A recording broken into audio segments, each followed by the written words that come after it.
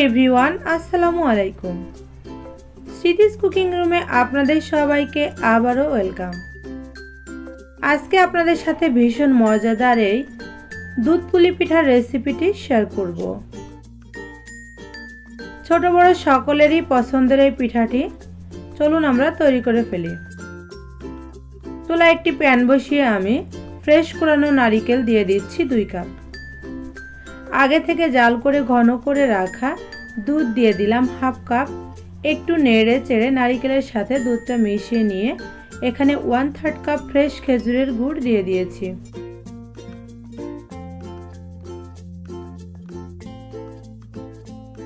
খুব ভালো করে নেড়ে চেড়ে গুড়টা গলে আসা পর্যন্ত অপেক্ষা করছি।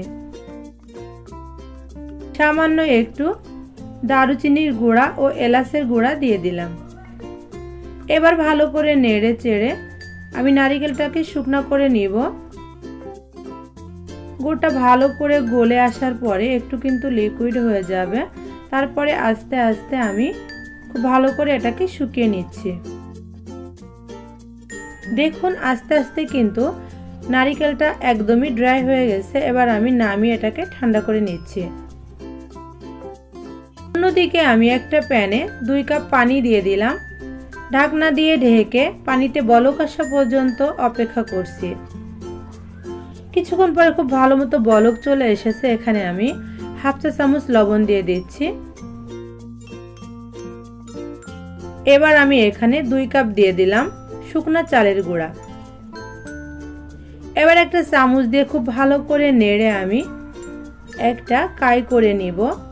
এখানে চুলার আঁচটাকে আমি একদমই লো করে রেখে দিই।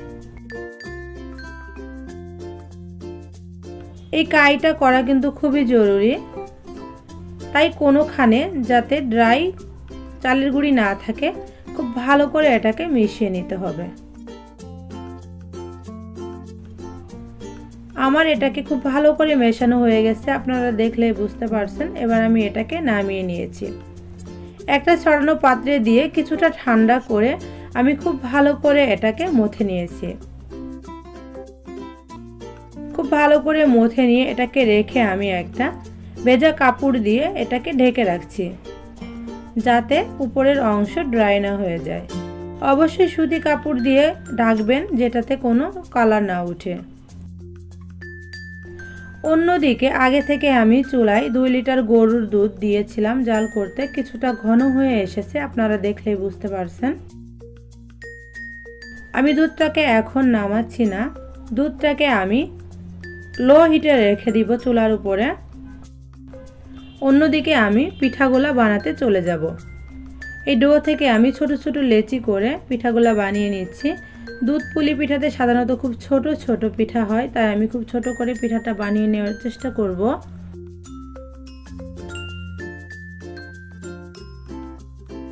আমি পিঠা একটা বানিয়ে আপনাদেরকে দেখাচ্ছি। এভাবে হাত দিয়ে ঘুরিয়ে আমি একটা ছোট বাটির মতো করে নিচ্ছি।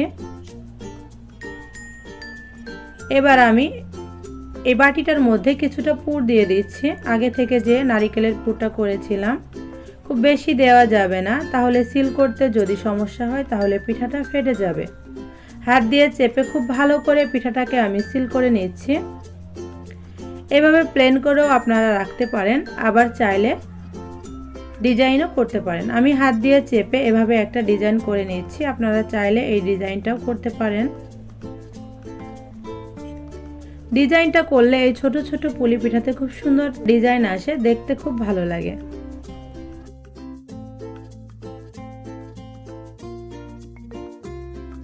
চলুন আরো একটা পিঠা আপনাদেরকে দেখিয়ে দিই। এভাবে হাত দিয়ে ঘুরিয়ে গোল করে একটা ছোট বাটি করে নিলাম। আবারও পুর দিয়ে দিচ্ছি। এই পিঠাটা যেহেতু দুধে জাল করতে হবে দুধ মালাইতে, সেহেতু এই পিঠাটা কিন্তু খুলে যেতে পারে, তাই খুব ভালো করে কিন্তু সিলটা করতে হবে। দেখুন আমি খুব ভালো করে হাত দিয়ে চেপে আঙ্গুল দিয়ে খুব ভালো করে সিল করে নিচ্ছি।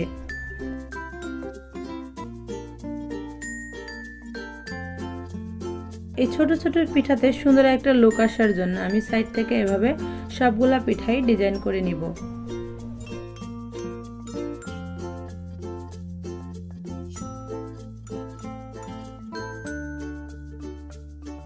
এভাবে করে আমি সবগুলা পিঠা তৈরি করে নিলাম। পিঠাগুলোকে একটা সাইডে রেখে এবার আমি যে চুলা আগে থেকে দুধ রেখেছিলাম, দুধটা এবার খুব ভালোভাবে ঘন হয়ে গেছে, তাই আমি চুলা থেকে নামিয়ে নিয়েছি। মোটামুটি এটা ঠান্ডা হয়ে এসেছে, উষ্ণ উষ্ণ গরম আছে।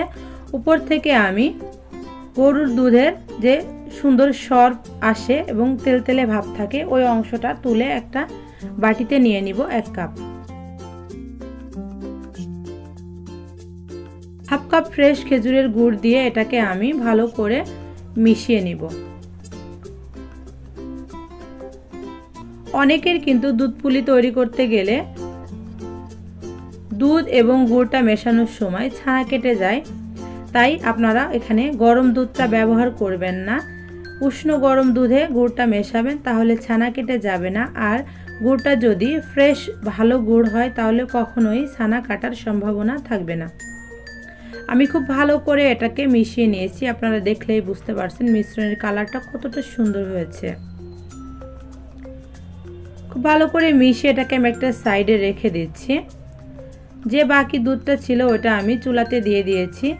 অলরেডি গরম হতে শুরু হয়েছে। সাইড থেকে যখন হালকা এভাবে গরম হওয়া শুরু করবে, এ পর্যায়ে আমি তৈরি করে রাখা ছোট পুলি পিঠাগুলা দিয়ে দিচ্ছি।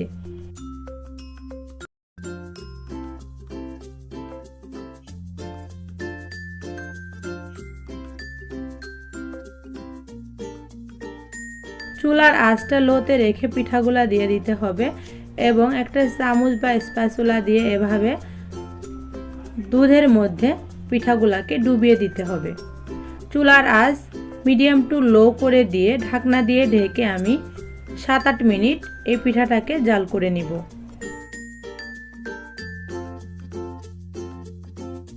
যখন বলক এসে উতরে আসবে তখন এভাবে ঢাকনাটা খুলে হালকা একটু নেড়ে দিলেই হবে।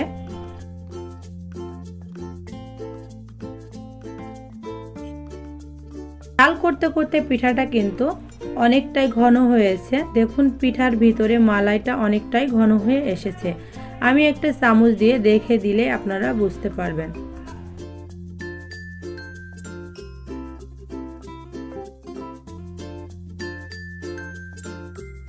আস্তে আস্তে কিন্তু কালারটাও একটু চেঞ্জ হয়েছে। এভাবে আমি আরো বেশ কিছুক্ষণ জাল করে নিচ্ছি। তারপরে যে দুধ এবং গুড়ের মিশ্রণটা করে রেখেছিলাম, ওটা থেকে চামচ দিয়ে আমি একটু একটু করে চারিদিকে ছড়িয়ে ছড়িয়ে দিয়ে দিব।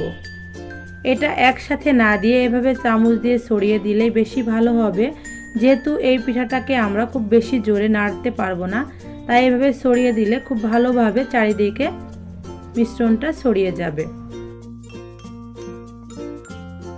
মিশ্রণটা দেওয়া হয়ে গেলে আমি হালকা হাতে এটাকে একটু মিশিয়ে দেওয়ার চেষ্টা করছি এবং পিঠাটাকে মালাইয়ের মধ্যে ডুবিয়ে দেওয়ার চেষ্টা করছি। প্যানের হাতলটা ধরে জাস্ট এভাবে আমি একটু নাড়িয়ে দিচ্ছি।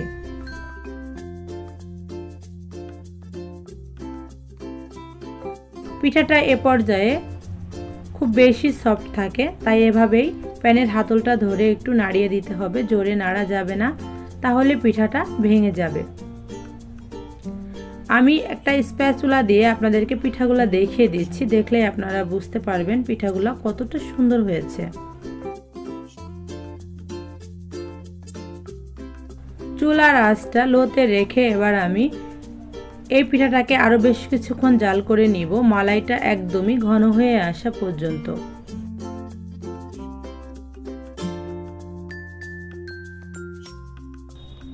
এভাবে আস্তে আস্তে জাল করতে করতে পিঠাটার মালাইটা কিন্তু অনেক ঘন হয়ে এসেছে, আপনারা দেখলেই বুঝতে পারছেন, এবং কালারটাও অনেক সুন্দর হয়েছে। আমি একটা চামচ দিয়ে আপনাদেরকে মালাইটা দেখিয়ে দিচ্ছি, দেখুন কতটা ঘন হয়ে এসেছে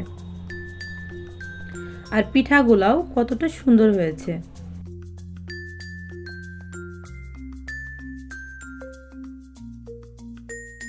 খুব সহজেই সুন্দর এই পিঠাটি কিন্তু আপনারা যখন তখন বাসায় তৈরি করে খেতে পারেন। পিঠাগুলাকে এবার আমি নামিয়ে নিচ্ছি। মোটামুটি পিঠাটা যখন ঠান্ডা হয়ে এসেছে তখন আমি পিঠাগুলাকে সার্ভ করে নিব।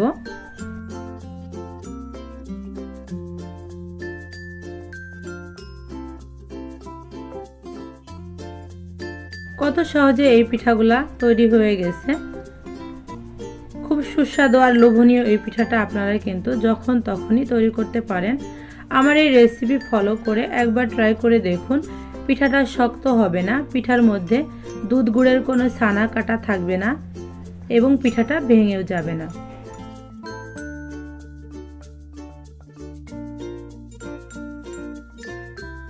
চারিদিকে পিঠার ধুম চলতেছে, যেহেতু এখন শীতকাল। এই রেসিপিতে বাসায় একবার হলেও ট্রাই করুন, খেতে অসম্ভব ভালো লাগবে। ছোট বড় সকলেই অনেক পছন্দ করবে।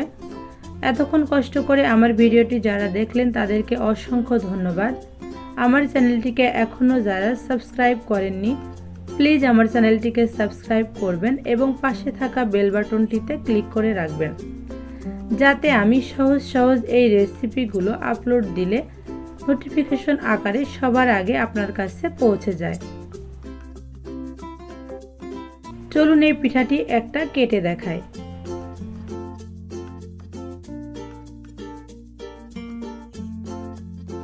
পিঠাটা যখন কাটছি দেখলেই বুঝতে পারছেন পিঠাটা কতটা সফট হয়েছে আর ভিতরের পুরটা কত সুন্দর লাগছে।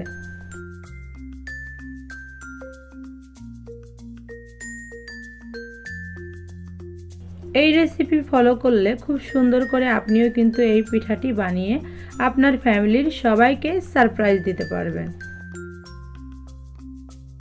আর দেরি না করে এই রেসিপিতে একবার বাসায় তৈরি করে ফেলুন আর বাসার সকলকে একটা সারপ্রাইজ দিন।